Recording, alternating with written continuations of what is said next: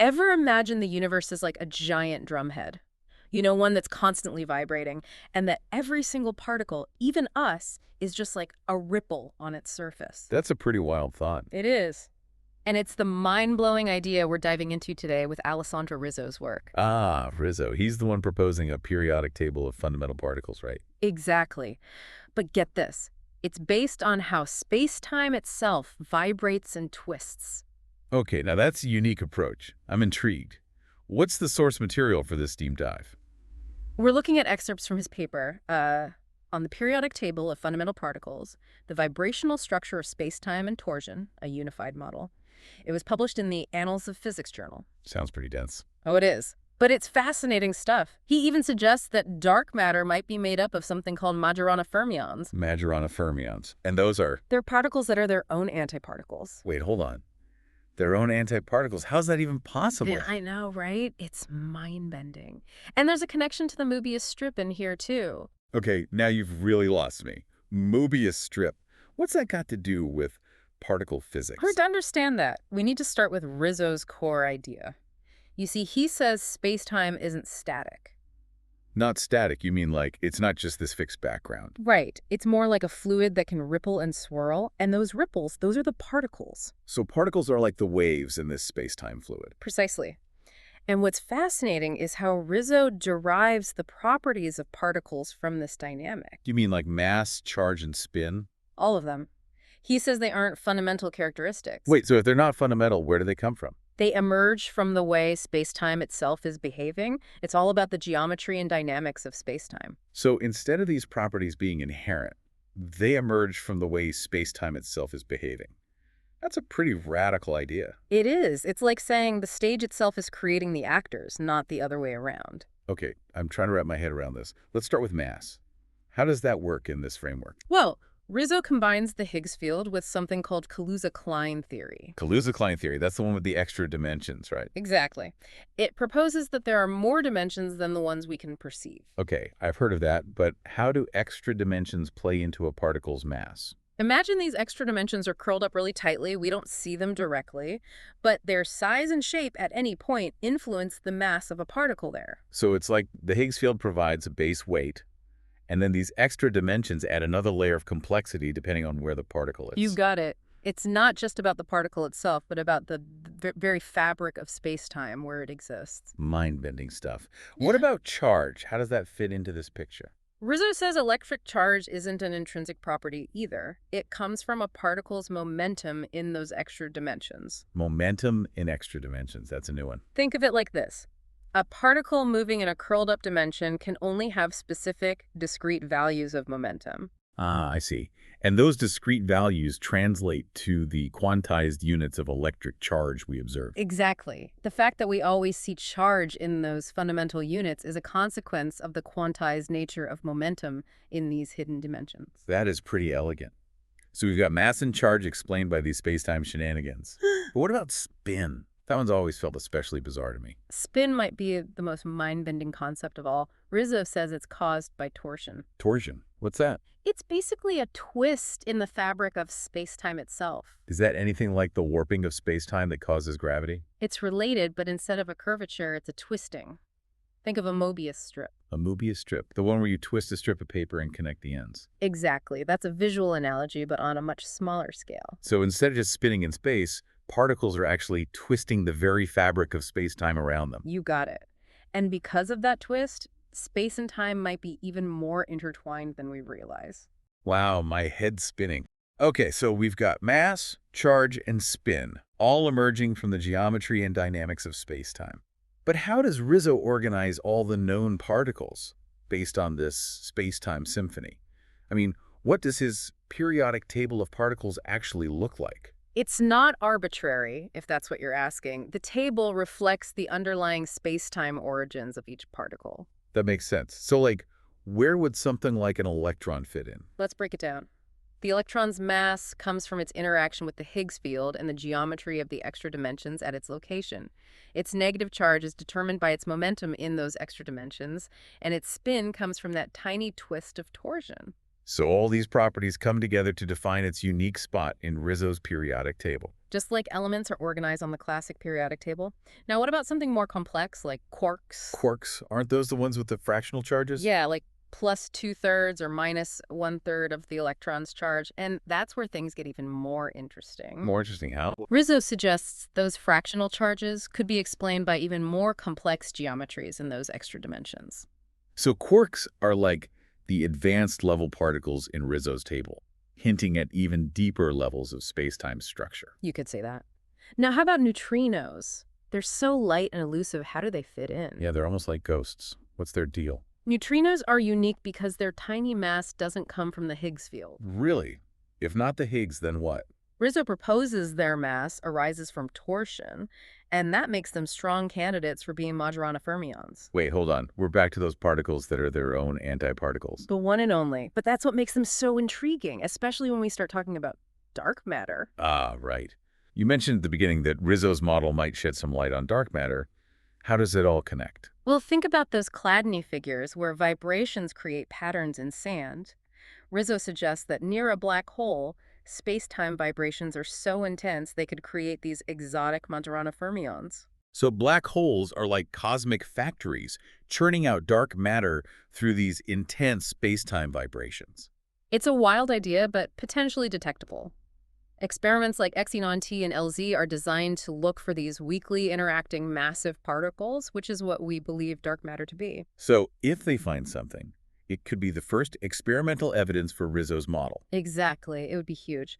Okay, so far we've got dark matter possibly popping into existence near black holes, a periodic table organized by space-time origins, and this mind-blowing idea of torsion twisting reality. It's a lot to take in, and we haven't even talked about how these tiny curled-up dimensions might be influencing the structure of the atomic nucleus itself. Wait, what? You're Rem- saying they affect more than just individual particles? It seems so. Remember those quantized energy levels we talked about?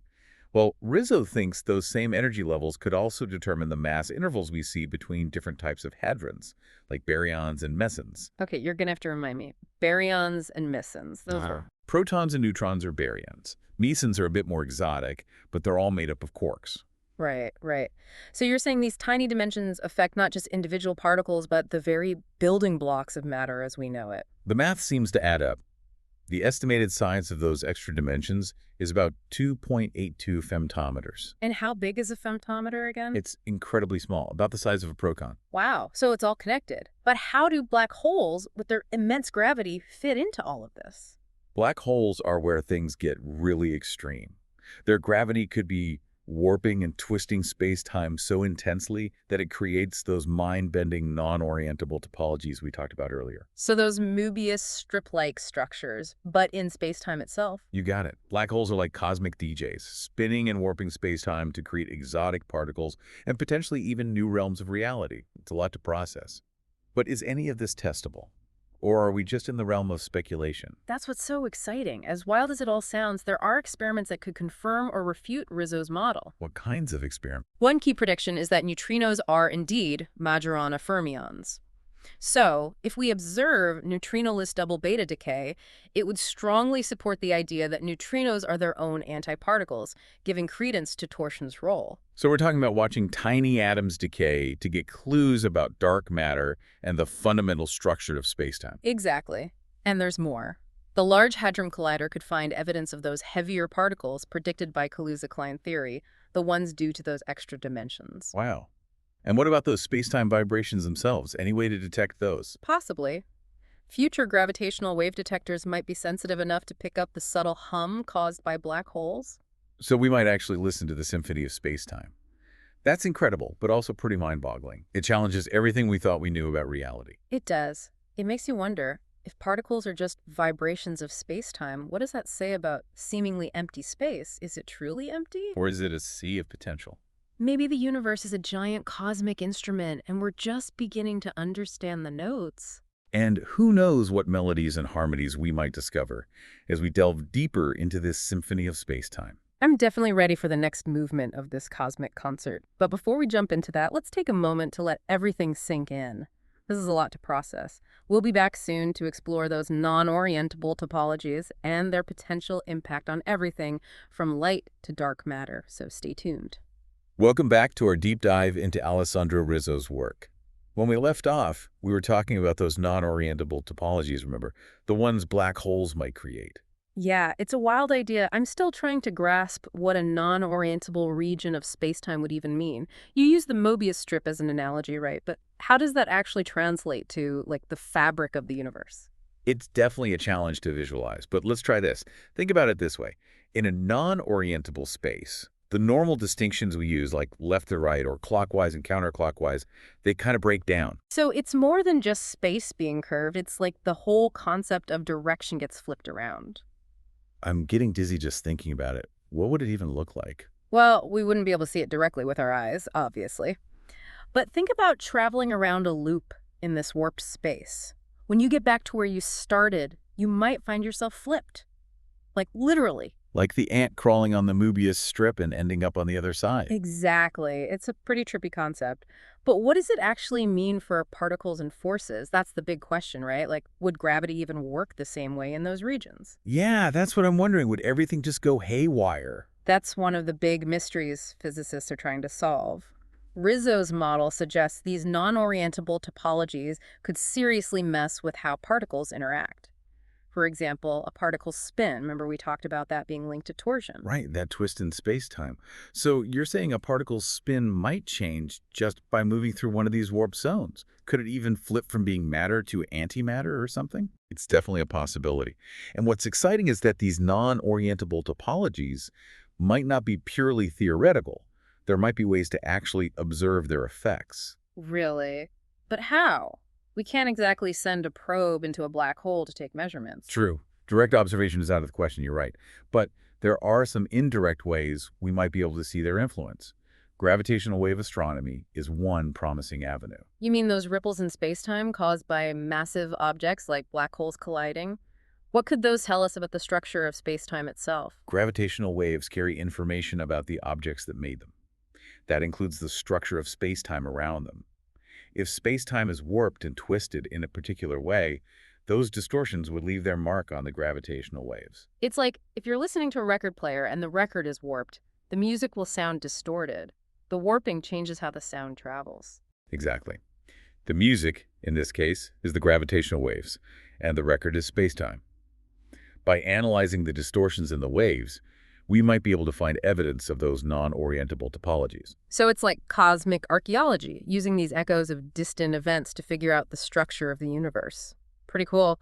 Are there any other ways we could detect these warped regions? We could also look for clues in light from distant objects. You see, if light passes through a non-orientable region, its polarization could get rotated in a way that wouldn't happen in normal spacetime. Hold on, polarization. Remind me what that is again? It's basically the direction the light's electric field oscillates. Yeah. Like if you had a filter that only lets light through if it's waving in a certain direction. Right, right. So you're saying we'd look for twists in the light itself as a sign that it traveled through one of these warped zones. Precisely. And since light can travel vast distances, we could potentially probe regions of the universe way beyond our reach with any other method. But let's not forget about dark matter. We talked about that earlier. Oh yeah, the big mystery. Does Rizzo's model, with all its vibrations and non-orientable topologies, actually help us understand what dark matter is? That's where things get really exciting. Remember how we discussed dark matter possibly being made of Majorana fermions, those particles that are their own antiparticles? Yeah, those weird double-duty particles. Well, Rizzo suggests they might actually be born from the very structure of space-time itself, especially in regions near black holes where torsion is extreme. Wait, are you saying dark matter isn't some exotic particle just floating around? It's literally woven into the fabric of space-time. That's one of the wild implications. They wouldn't just exist in space-time, they'd be part of its structure, like tiny knots in the fabric of reality. Okay, now my brain is really hurting. But if it's so intertwined with space-time, wouldn't that make it even harder to find? It's definitely a challenge, that's for sure. But even though they're embedded in space-time, these Majorana fermions would still have mass and interact gravitationally. So even if we can't see them directly, we could still see their effects through how they tug on other things with their gravity. Exactly. That's why those experiments looking for dark matter, like Xenon T and LZ, are so important. They might not see the Majorana fermions themselves, but they might detect the recoil of atomic nuclei when these particles bump into them. Like trying to detect a ghost by the way it makes objects move. Perfect analogy. And if we can confirm those interactions, it would not only be a huge breakthrough for dark matter research, but it would also be a strong point in favor of Rizzo's model. It would mean the universe is even weirder and more interconnected than we thought. This is all mind-blowing stuff. We're talking about things that challenge our most basic understanding of reality. But what about the practical implications of this research? Does it change how we see the world, or maybe even lead to new technologies? Well, Rizzo's model is still largely theoretical, but it does open up some exciting possibilities. For starters, it could lead to new insights into gravity itself. Mm. Imagine being able to harness spacetime vibrations or manipulate torsion. Whoa, hold on. Harnessing space-time vibrations, manipulating torsion. That sounds like science fiction. I know, right? It's pretty far out there. But hey, if we can figure out how these forces work at the level of space-time geometry, who knows what we'll be capable of? Okay, but let's be realistic for a second. Are there any practical applications we might see in the near future? Definitely. One area where this could have a big impact is in developing new materials. New materials. How so? Well, if we can understand how a particle's properties emerge from the geometry and vibrations of space-time, we might be able to engineer materials with specific properties just by manipulating that underlying geometry. Oh, wait a minute. Instead of mixing elements like we do now, we could actually create materials by tweaking the fabric of space-time itself. It's a wild idea. We could potentially create materials that are stronger, lighter, more conductive than anything we've ever seen. Materials that could revolutionize, well, everything. From electronics to space travel? Exactly. And that's just the beginning.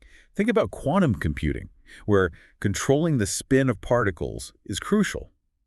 If we can manipulate torsion, we'd have a whole new set of tools for building and controlling quantum systems. It's like a technological revolution driven by understanding the universe's fundamental fabric. But there are some big philosophical implications here too, right? If everything, even us, is just a vibration of space-time, what does that say about our place in the cosmos? It's a profound question that a lot of people are thinking about, both physicists and philosophers. It suggests that we're not separate from the universe. We're a part of this grand symphony. Every thought, every action, every moment of our existence is like a ripple in the cosmic tapestry, connected to everything else in ways we can't even fully grasp. It's a beautiful and humbling thought, isn't it? We're not just watching the universe, we're part of its dance. A dance that's been going on for billions of years, and it's still unfolding. Every new discovery brings us closer to understanding this incredible reality. Let's recap what we've learned about Alessandro Rizzo's work today. It all started with his idea that space-time is dynamic, a fluid that can vibrate and twist, giving rise to the particles we observe.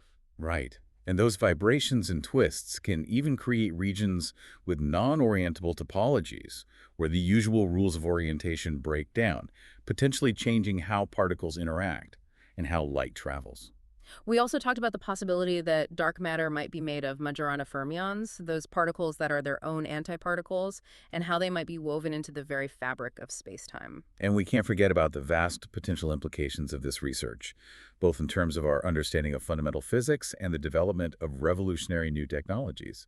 It's been a mind-bending journey. It really has. Alessandro Rizzo's theory has given us so much to think about. It's a reminder that the universe is full of mysteries, even in the seemingly empty space around us. There's so much potential for discovery still out there.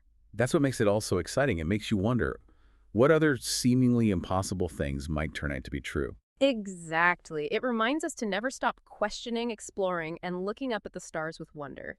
Who knows, maybe one of our listeners will make the next big breakthrough and uncover even more about the amazing dance of the cosmos. So keep questioning, keep exploring, and keep looking up.